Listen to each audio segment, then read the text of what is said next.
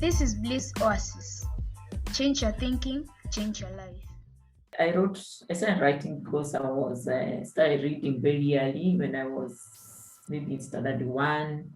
So I also wanted to do what I had seen others do, record the stories that used to run my mind. And then I should say that my background made me a writer because I used to graze on my father's goats. So when you're out there and if you've been to Laikipia, there is this wide, expansive places where you're just alone. And of course, it was safer then. It's not like now you would just be a child of 5 and you're just alone with the goats and the bushes and the grass. You get when you are just alone. Yes. That's how I got into having stories in my head that wanted to be told. And While I started writing. you're Sorry? hiding out there. Yes.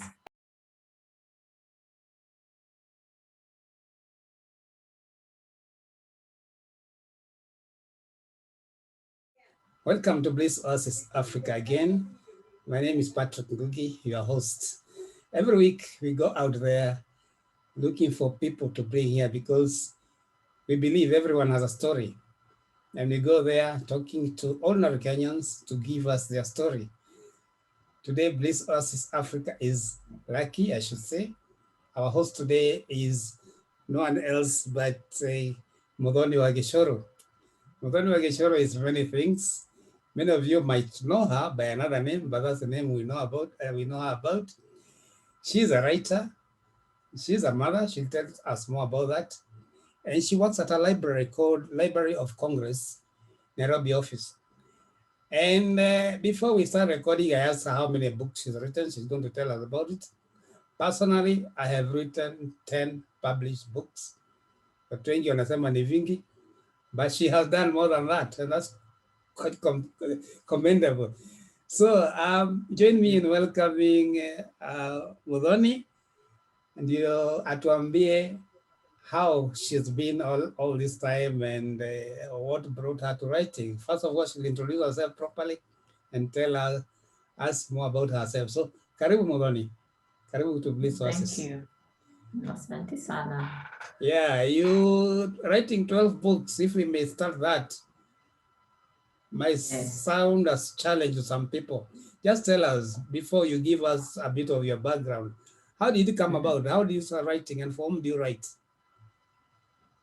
I started writing because I was started reading very early when I was maybe in standard one. So I also wanted to do what I had seen others do. And then I should say that my background made me a writer because I used to graze on my father's goats. So when you're out there and if you've been to Laikipia, there is this wide, expansive places where you're just alone. And of course, it was safer then. It's not like now you would just be a child of 5 and you're just alone with the goats and the bushes and the grass. You get a lot when you are just alone. Yes. That's how I got into having stories in my head that wanted to be told. And While I started writing. While you're hiding out there. Yes. I was a goat hunter. That's interesting. So that was my profession before I went to school. Okay. And even afterwards. All right. So yes. you grew up in Laikipia. That's where you were born? Yeah, I was born in Nyahururu, but we moved when I was a tiny kid to Laikipia. So I can actually say I'm bred in Laikipia. Yeah, Nyahururu is also in Laikipia, I understand. No, but I was on the other side. There is one side that is in Laikipia, the other side is in Nyandarua. Yeah. So I was born in Nyandarua.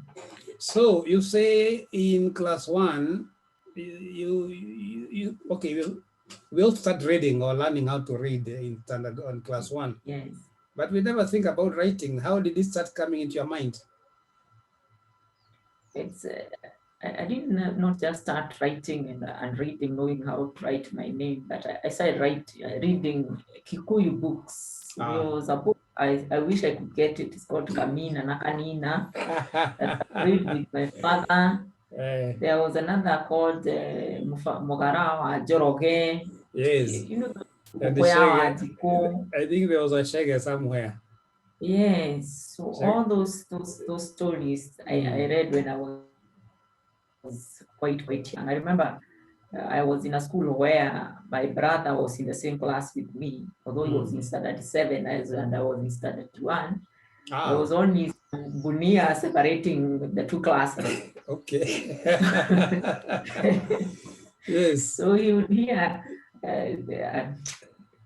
it took a long time for me for people to stop calling me that, but I was called Shoni when I was a very young child until maybe after high school. So in the evening he would say, nisikie Shoni wetu kanajua kusoma. Eh. Because I'll be the one who is asked to read for the other kids. Ah. So, and of course, when you get that validation, you want to continue, you want to show off. So I did read quite very early. And my mother was a storyteller Uh-huh. par excellence. Mm. So she also made me want to tell stories. So she'll tell you stories every evening before going to bed. Yes, almost every evening. Mm. We didn't have a radio or a TV, thankfully. That was your entertainment and your TV. That was my entertainment, but what entertainment it was. Yeah, and I'm sure as those stories were being told, I think in your mind a movie was playing each time because you could see the marimos or whatever they were as your mom told the stories, Yes, and maybe yes, that kind of yes. made your imagination very fertile for future storytelling. You should have heard my mother telling the story of Wagashiaire. I don't know. You know the story of Wagashiaire? No. What is it? There is that story where a woman is left alone and then an ogre comes, she has given birth, Ah, and my mother could make that ogre come alive. wow. And she Ah, had nightmares. wow. From the stories. Just from the story. Mm-hmm. So So this, it fired up my imagination. yeah. Yes. Okay, so at what point after, being there, goat herding and eventually going to school and then listen to your mom give the stories, at what point Yes. did this idea of writing, or did you start telling stories also to your colleagues, classmates, or how did it come about? Yes, I was always a storyteller to my close classmates and of course to my siblings at home. Yeah. Even now, when we go home with my husband, he says, "Kwa fulani ni pale," and because I've told him a story about a certain character in the village. About some people around. Yeah, so and when I was in standard 7, yeah, now that's when I started. I could write very well in English. Of course, when you grow up in the village, most of the time you speak your mother tongue. So in standard 7 and 8, I could write very good English because by then, having read so much, it's very good. And I remember I wrote one composition that impressed one teacher called Googie, like you. Like some of us. Yes. Yes. And he put my composition on the notice board. Yeah. And I realized, hey, this is Must be good. good. And of course, my classmates started calling me a novelist.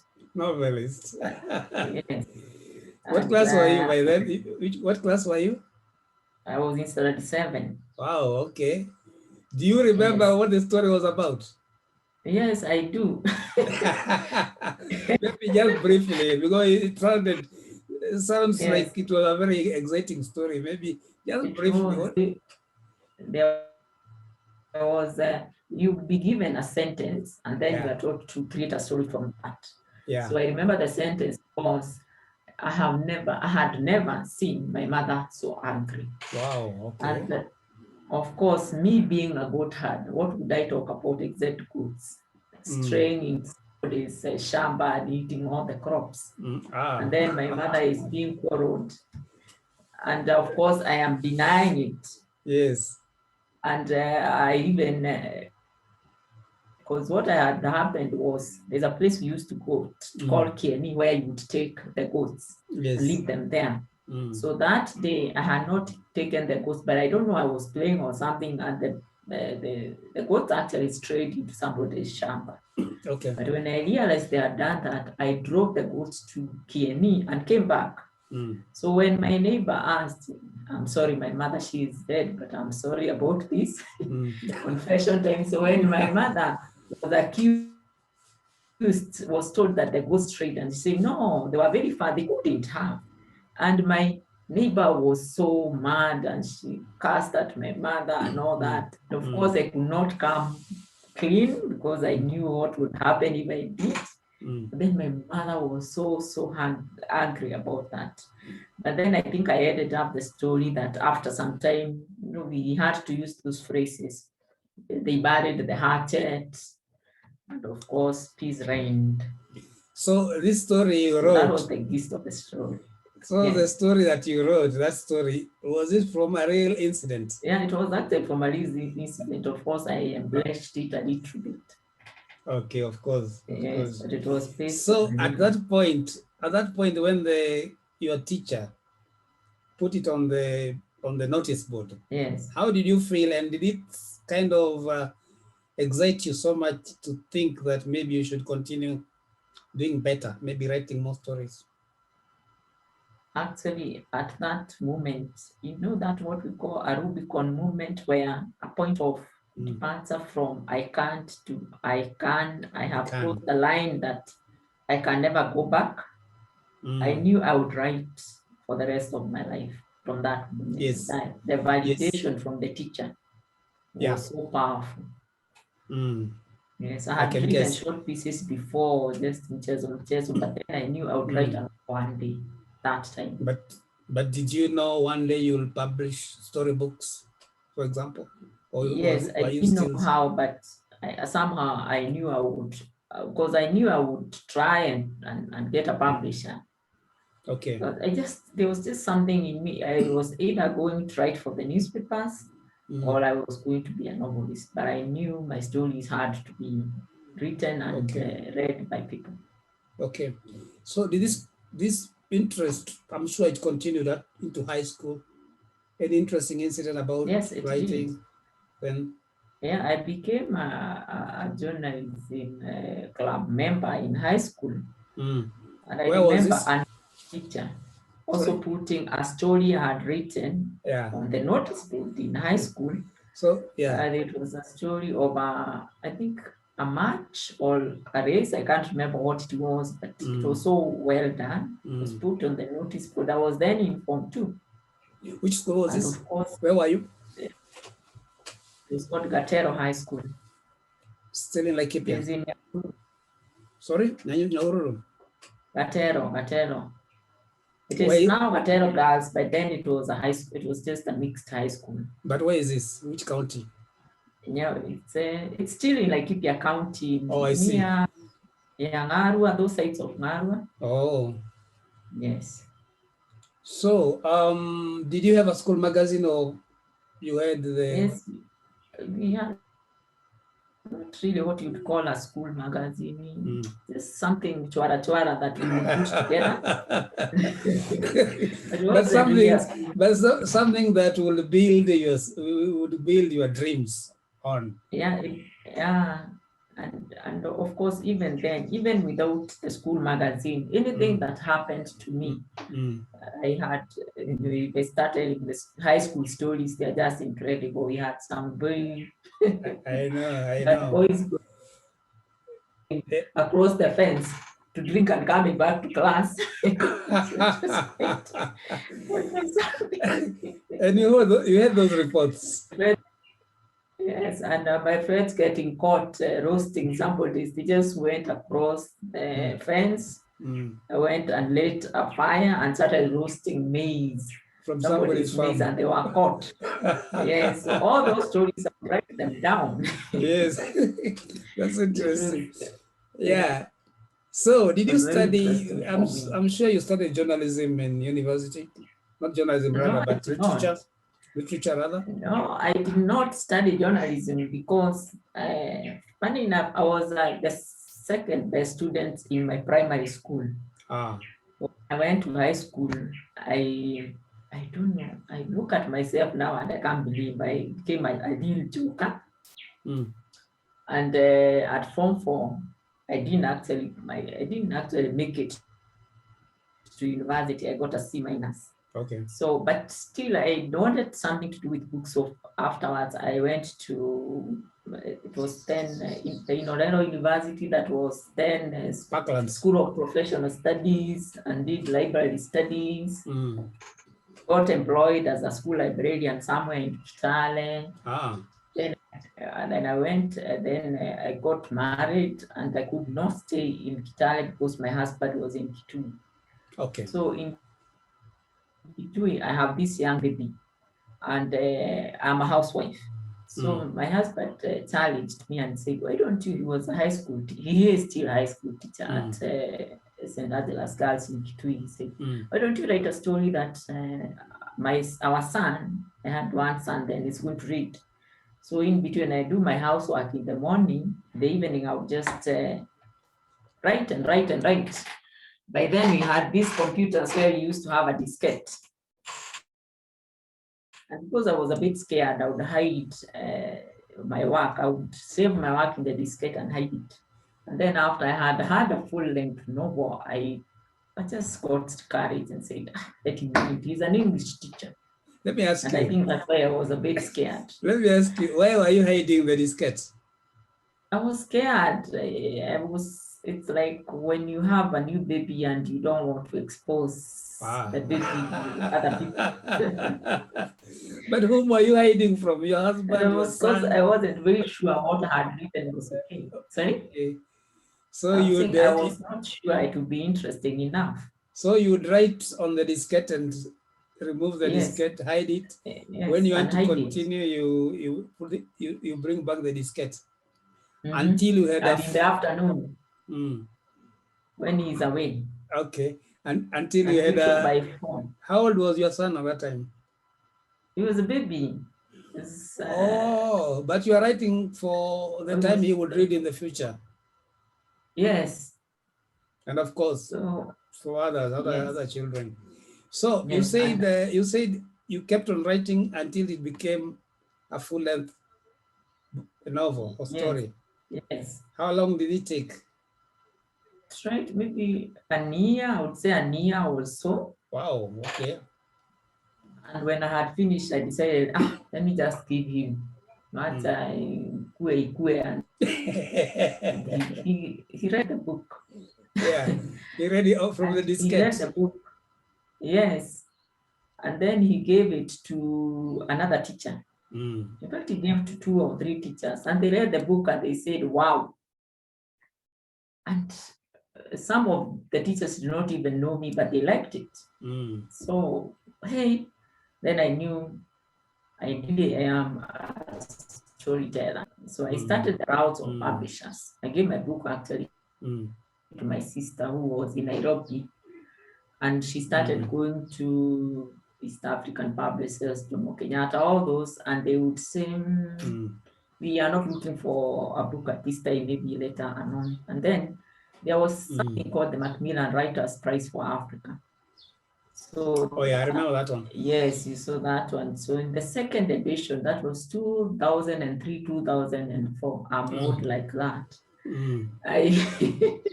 I entered the same story. Of course, I followed. The same story.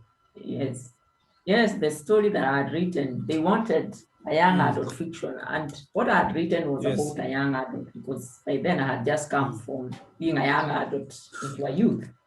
So I sent the story, and I remember it took, of course, mailing and all that. The books to Macmillan in Nairobi, then they would mail him. So it took quite some time. By then I was expecting my second born. Yeah. I remember the time I got a letter that I was shortlisted, I jumped so high. Because the baby in my stomach jumped. The baby jumped with you. Yes. In Kenya, all right, breaking through the publishing world is I so know, difficult. I know, So I know. Let me share. Share something with you because I understand what you mean. Because the first Right for Africa, yes, the first one, I think it was 2000, the year 2000. yes, That's when I entered my book, The Interview, and it was shortlisted. And I had, yes, and I had tried so many other publishers, but when I entered it, it was shortlisted, and I was so excited. And then I understand how you feel. Wow, that is such a Yes, coincidence. quite coincidence. Yes. So you Yeah. jumped up and down, and the baby jumped, and then what happened next? Of course, now I knew I had, there is something I could say that I'm a writer. Yes. Of course, the book. What was the book, by the way? What was the title of the book, by the way? By then it was called I Refuse to Be a Statistic. Ah, okay.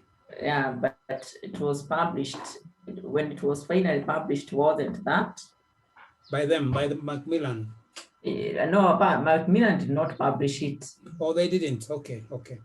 It's only the winning entries that were published. In fact, imagine out of 7, there were only 7 out of the whole of Africa. 3, I think, young adults and 3 children, and they are just published the top. And in fact, the day I went to Macmillan, that they said they were not going to publish, but then I think she was publishing something, editor or something. She was called Mary Maina. She's now the CEO. Yeah, I think, yeah. She's so Mary told me, go to EAP and try there. Yeah. So I went to EAP. It was just it wasn't, no, I had to go walk. I actually walked to Westlands, Brick House, Parker Road. Oh. So I walked from Kijabe Street to Westlands and found Kamau Kiari, who is now the MD of EAP. So I presented my case and I told him I had been shortlisted and I said, hey, we are going to look at your book and see. And of course, after some time, he said, hey, this is good, we are going to publish it. Okay. It would still take a lot of years for it to be published because it was published in 2010. After all those years. Okay, yeah, that's a long time. Yeah, it took quite a while. Were lucky. I think the first lot of us for the same prize were lucky because they published all the shortlisted books. Yeah. So okay. I think later on they changed and they said just to print the winner. The winner. Yeah. So you walked from Kijabe Street. Yes, to Westlands. Kijabe Street is Macmillan Kenya office. Yeah, I was there then. Yes. So you walked to Pangani. Is it Pangani or Westlands? Westlands. Why did you walk? I had no money. No fair. But you are determined. You are determined. But I was determined. Yes. Anyway, I still walk. Yeah, and I know. I can imagine there was no shortcut. You had to go to the roundabout. Yes. Or did you go to the highway and walk? No, by then there was no highway. Yeah, the main road. I think it was 2004. The main road at KBC. The main road. Yes. To Museum Hill and so on. Yes. Yes. Yeah, okay. All the way. So was it after that, is it East African Publishing House that published that, that book? Yes. So is it after that then it was after that you started doing other books? Actually, it was published in 2010 and it wasn't until 2016 that I got my second book published. Oh. About 5 years later. Yes. But then after 2016, they say the way the youth say these days, nikaomoka. By the way, kuomoka ni kufanya nini? Mimi nasikiaga tu kuomoka ni kuchomoka. Actually, it is just the way Kikuyu, the way a place, it's like there was a barrier and then it's removed. Inatoka. Kachomoka. Yeah, inatoka because 2016, I was, of course, I won the second prize, Bata Award for African Writing. Okay. With the hidden package. And in 2015, also I had forgotten, 2015, sorry, I was published in 2015, but in an anthology by the Goethe Institute, the AMCA, the stories that are published in AMCA. Okay. That is when I first got published as a short story writer. Mm. And in 2015 also, I was shortlisted for the Commonwealth Short Story Prize. Wow, okay, that's quite something. Yeah. So now 2016 comes and I'm published. Of course, I get the second prize with some good money, because that was the first time I'd ever earned from writing. You got And in 20, sorry? You got a prize from whom? From which entry? For the BAT Award, the hidden package. Oh, BAT Award, okay, congrats. Yes. And just to take you back again, in 2015, I think things were just happening for me. I answered a call out by Story Moja Story Moja. They wanted us to be writing stories, 1,000 words every day, in form of a story, so that, and then it's uploaded on a website, people download it and pay something to view libraries in Kenya. So sometimes in 2016, I think November, it was October, November, and part of December, I was writing 1,000 words every single day. Of the same story, continuing story, or short stories? No, what I did, you are given a choice. You can write a full-length story, or you can write a bit of short stories, but still for younger children. Okay. So I chose to be, it was like, there's that book called The Diary of a Wimpy Kid. And now it was like the diary of a Matanya kid. All right. Yeah. All right. So I was writing 1,000. I remember I was in a workshop in Uganda. I think it was November of that year. And I would be having my earphones on. In the but conference. Then down here, you're doing something. You're doing your 1,000 words. Something. And I would make sure I do not sleep until I've sent my 1,000 words. That resulted, when all was done, those stories resulted into 3 books, which are called the Zawadi series. Zawadi series. One of my most loved books ever, by children and adults too. They have been earning me quite some good money, because Story Moja is very honest. They will always pay all the royalties. Yes. So those are, they're doing a reprint of one of the books, and recently I was sent the PDF to read and see whether there is anything that I could correct. And I was reading the stories and laughing at myself. Your stories. So in 2016, then I had 4 books published. Well, there was the hidden package plus the 3 other stories. In 2017, what was happening? Something happens for me every year, writing-wise.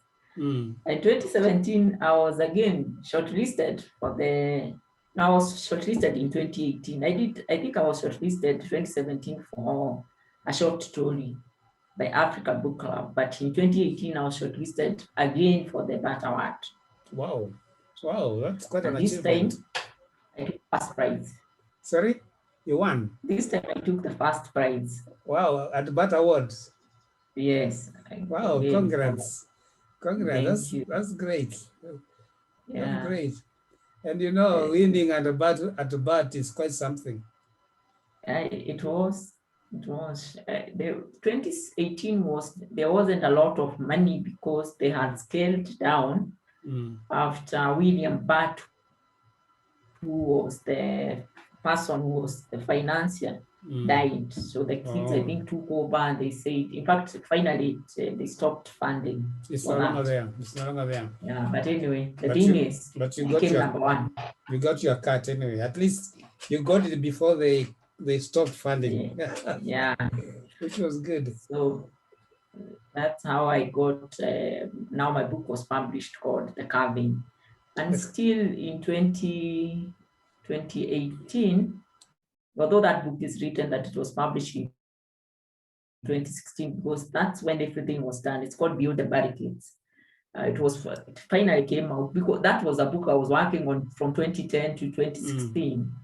But then the Hidden Package, I wrote it in 1 year, and it was published before the Beyond the Barricades. So, and the Beyond the Barricades also came out in 2016. And believe it or not, in 6 months, the first print had been sold out. Wow. Yes. Again, So that's what I'm saying. You script through.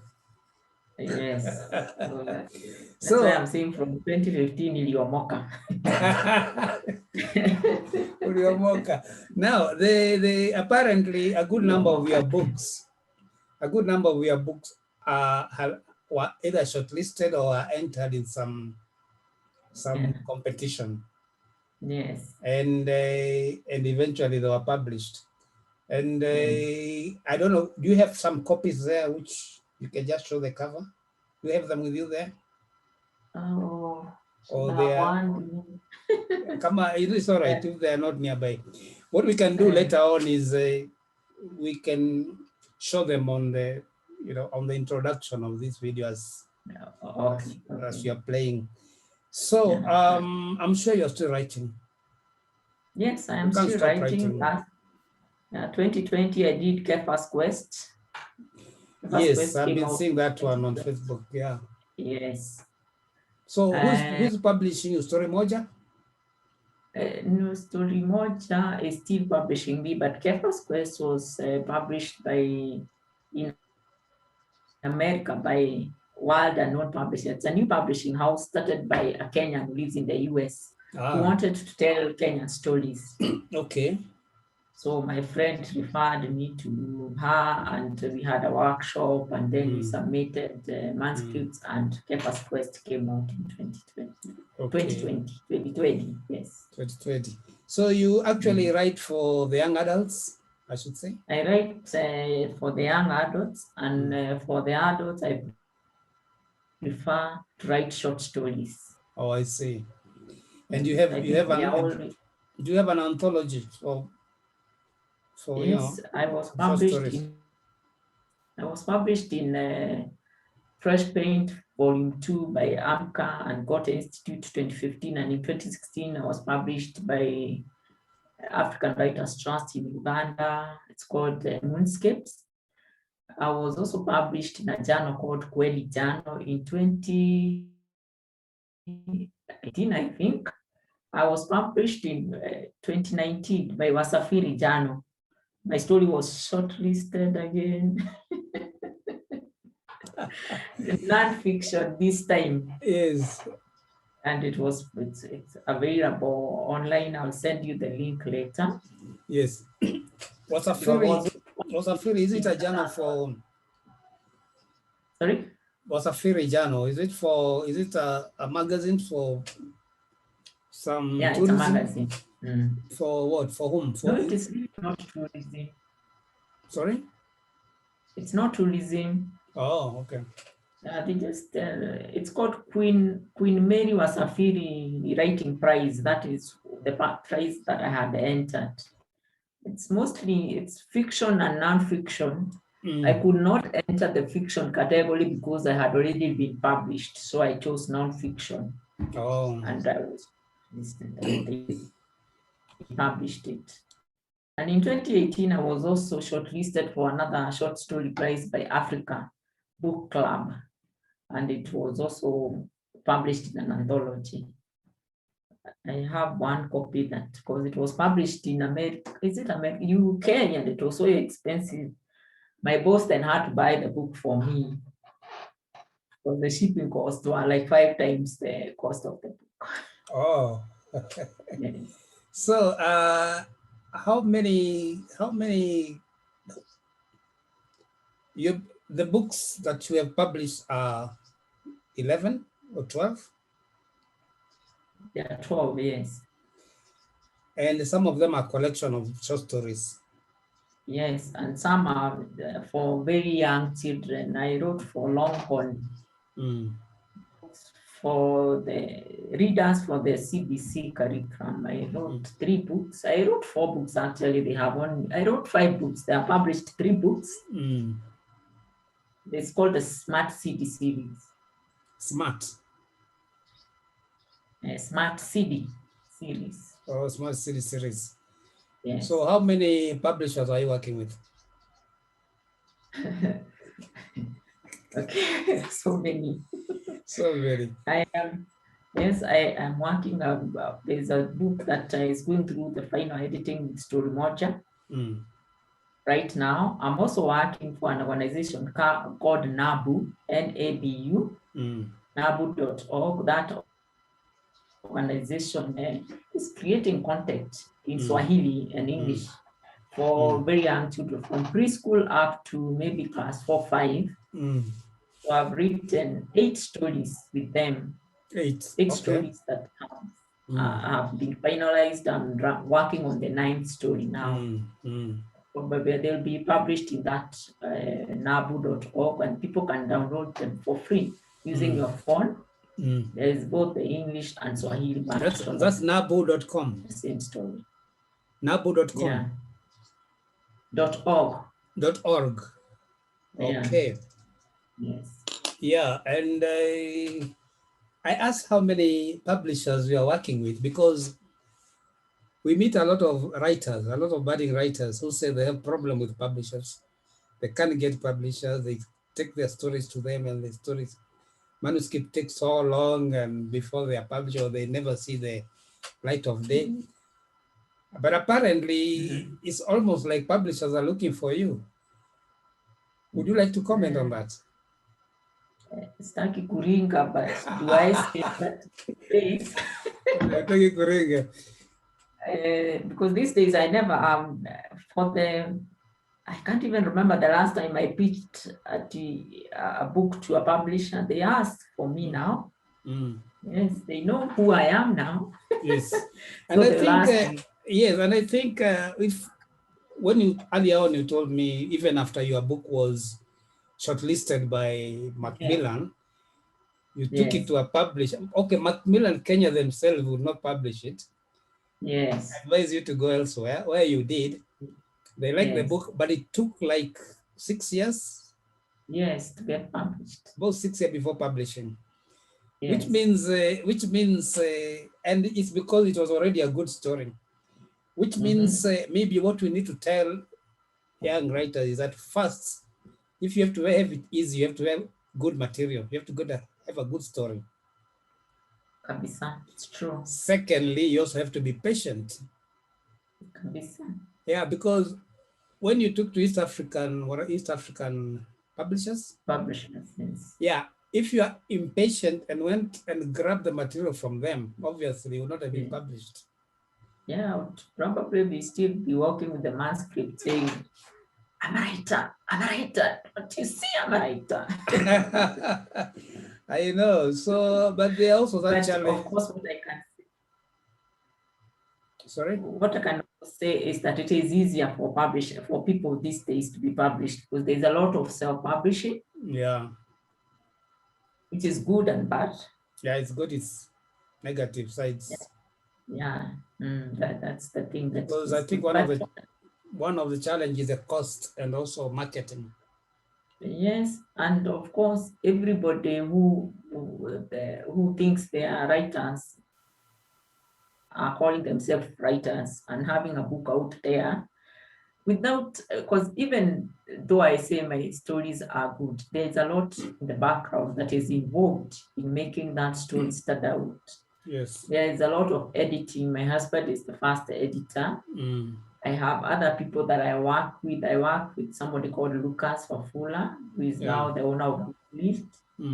I will always take my stories to them before I take them out there to a publisher. So people don't want to do the due process. And if you criticize and you tell somebody, no, we should have done this and this, and say no.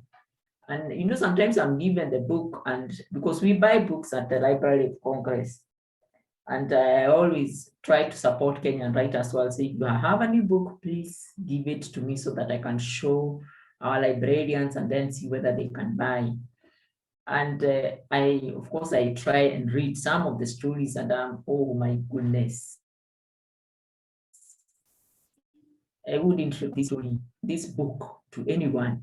because it is so terribly done. And sometimes not even the talent is there, but somebody has been so careless. They have not done the due diligence. They have not edited their work. They have not given it out to people who are objective out there to critique. So I find it so, it becomes very tiresome. Yeah, because again, you cannot edit your own work, one thing, because you'll never see your own errors. Yes. And then, and maybe that is the main reason even in the publisher don't refuse the work, Yes, because it's true. even if they have to take it, they will have to do the editing, which they normally do. Yes. But then there's that first glance you can look at a book and say, no, you have to Yes, improve it's it. true. Na watu wengine hawataki kuambiwa. Yeah, and of course, it's also good to get the skills. Why I was in Uganda, like I mentioned before, was to attend a writer's editorial workshop. And I did go to university eventually, and I specialized in publishing and media studies. So that because editing was a major part and writing stories was a major part of that specialization. So the skills are needed. They are needed. Yeah. And when you do self-publishing, sometimes you just take your book to a printer. Yes. Just a printer who is not a publisher, so that they just take the money and just put your book together, and there you are. Exactly. So even if you are doing self-publish, you need to take it through the process. Yes, true. Take it to the editor, let the editor recommend any changes to be done. Yes. Do them, then get a designer, a book designer, and then publish, not just print it because you have money. Yes. Yeah. That's so you ended up being a librarian, or you work in a library? I did. I even when after high school I started library science, and I went on to I did a higher national diploma, and then I did a degree. But then I specialized in publishing and media studies, which is one of the branches of Bachelor of Information Sciences. Okay. Yeah. And you also involved with the AMCA forum. What is it all about? AMCA forum is a forum that gives women the space for them to tell their stories. Why I'm saying women, it's because eventually the men do submit their stories and we critique them and give them advice, but the anthology that will come out of the stories is a woman's affair. It's a woman's book. Not a woman's book, I mean stories and poems by women only. But we want to help our brothers, so we don't lock them out. They are free to attend the forum, to submit the stories so that we critique them. And I have seen some of the people who have attended AMCA going on to become published authors. Yes. And get shortlisted for prizes, both men and women. And Jerusha was one of them, Jerusha Marete. Yes, we spoke to her the other day. Yes. She spoke highly of the forum.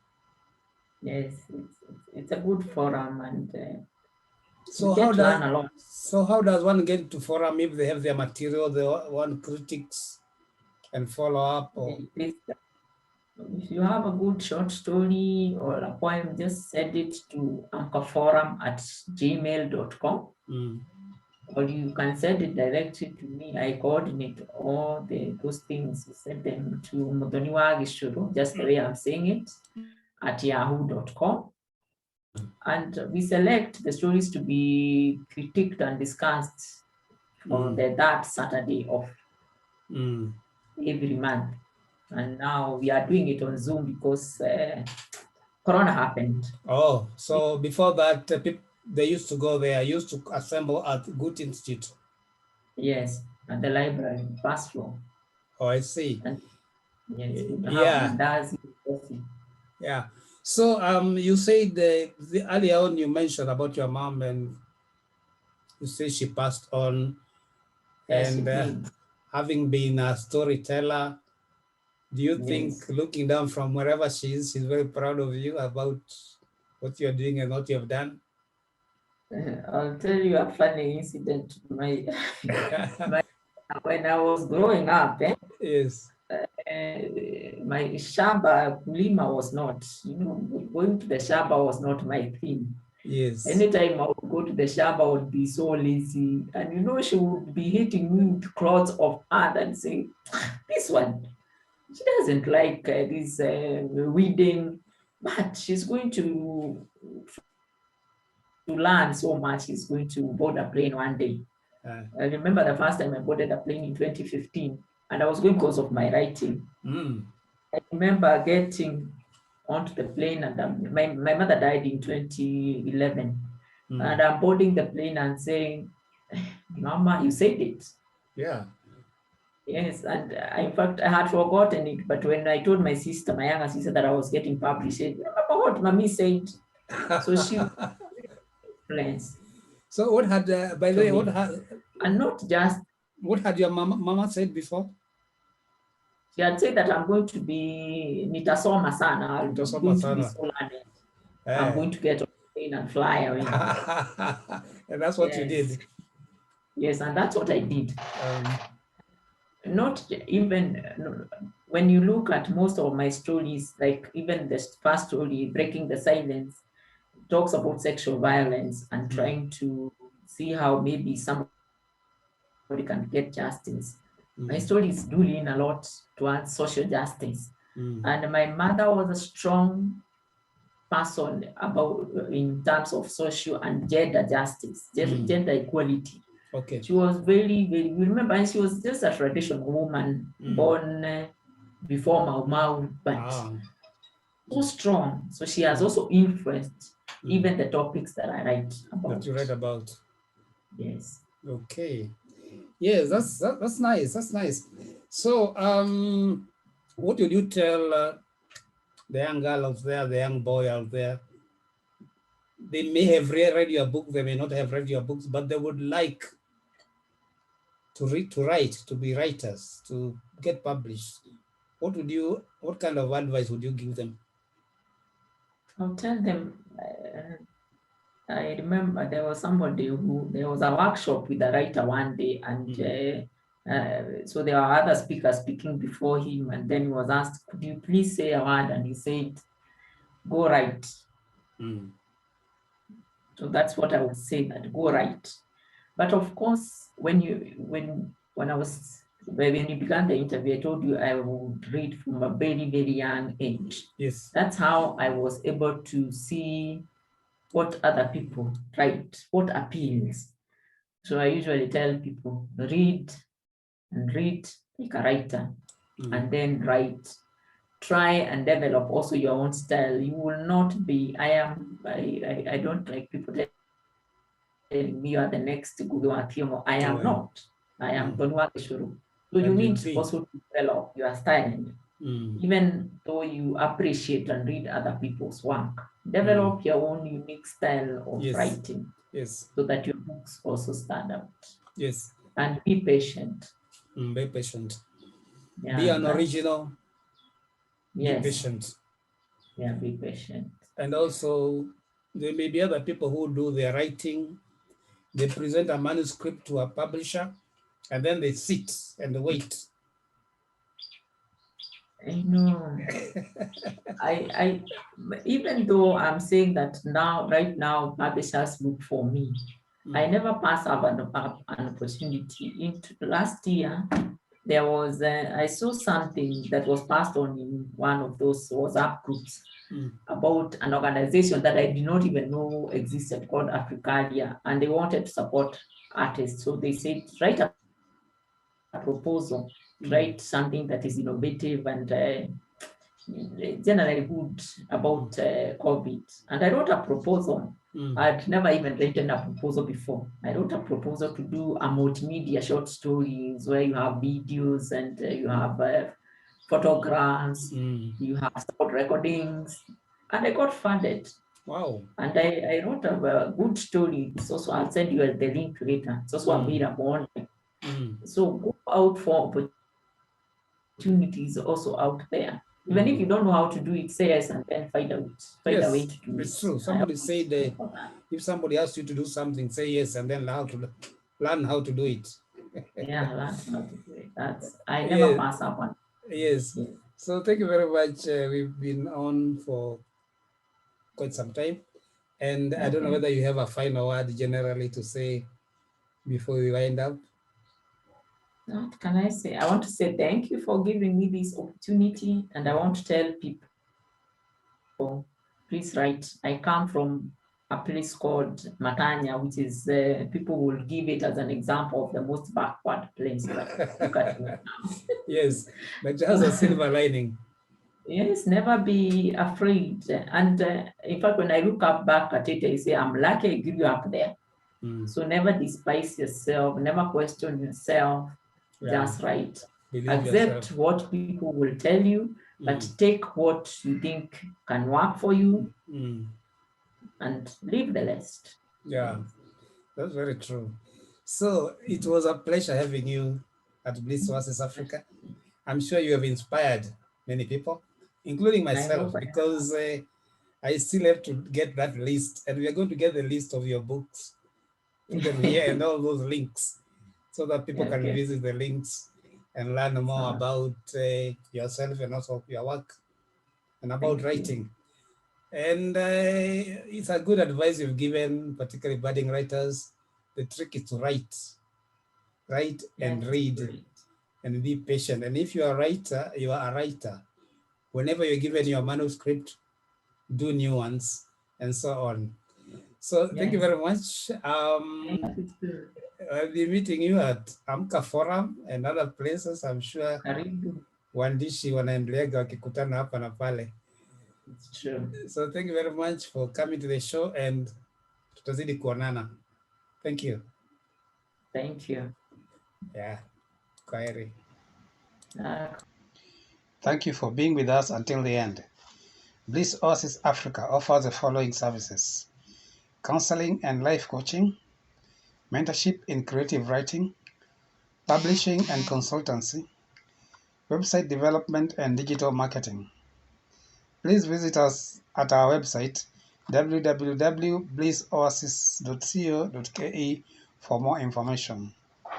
You can also call or send us a WhatsApp message on 0722 563 544. Thank you.